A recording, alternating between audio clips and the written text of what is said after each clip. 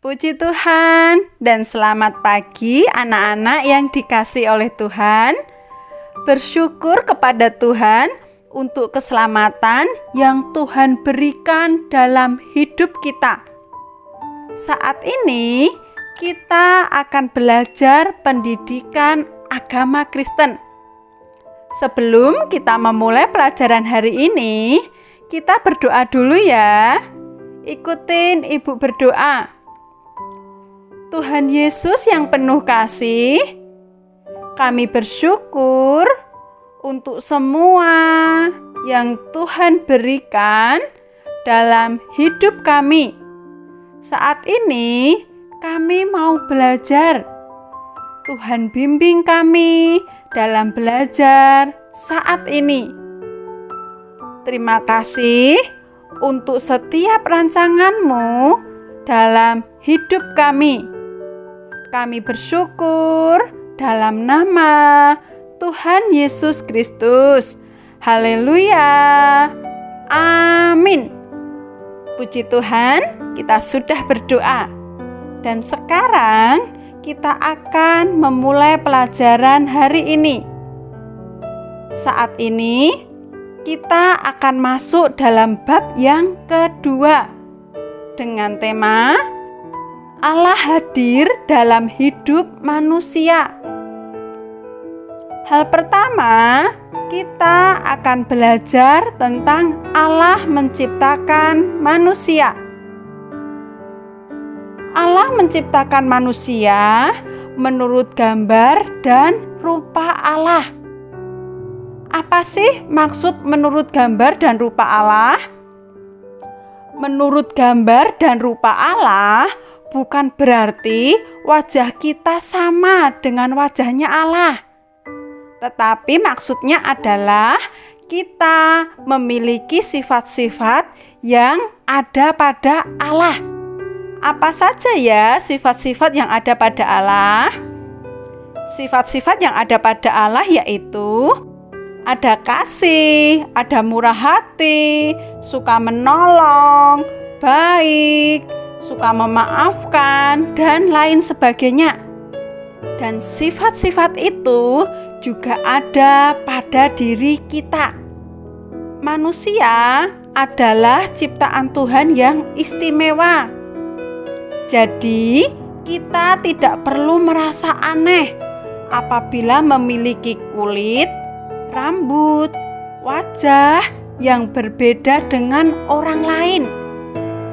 Dan kita juga tidak perlu memaksakan diri untuk sama dengan orang lain. Manusia yang ada di dunia ini tidak ada yang sama. Bahkan anak kembar sekalipun mereka pasti memiliki perbedaan. Contohnya, ada yang satunya memiliki tai lalat, yang satu tidak memiliki tai lalat. Yang satu agak gemuk, yang satu agak kurus, dan lain-lain. Perbedaan pada setiap orang menunjukkan bahwa betapa beragamnya ciptaan Tuhan. Cara Allah menciptakan manusia berbeda dengan cara Allah menciptakan terang, cakrawala, daratan, lautan, hewan, dan tumbuhan. Allah menciptakan terang, cakrawala, daratan, dan lautan dengan berfirman. Artinya, Allah mengucapkan melalui firman yang keluar dari mulutnya. Dan jadilah seperti yang diucapkan Tuhan.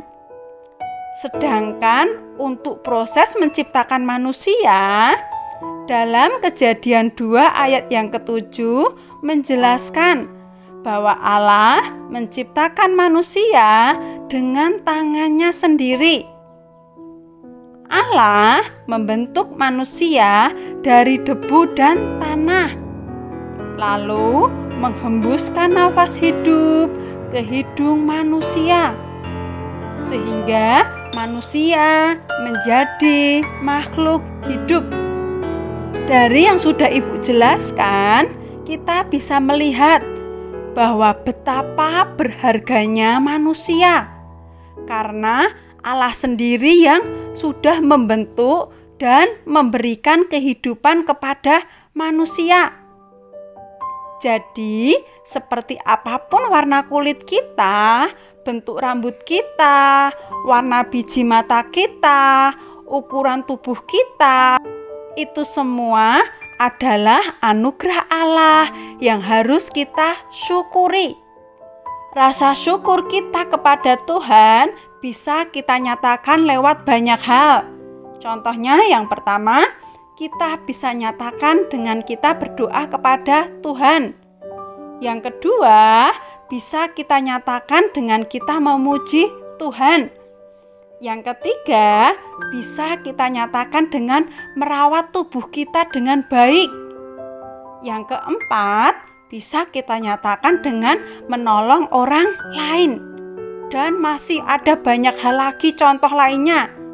Hal kedua, kita akan belajar dari penjelasan Alkitab. Ibu harap semua murid membuka Alkitabnya dalam Kejadian 1 ayat 26 sampai 27. Seperti yang sudah Ibu sampaikan tadi, bahwa Allah menciptakan manusia menurut gambar dan rupa Allah. Allah memberikan beberapa sifatnya kepada manusia. Seperti apa tadi? Ya, seperti kasih, sabar, memaafkan, baik, setia, dan lain sebagainya.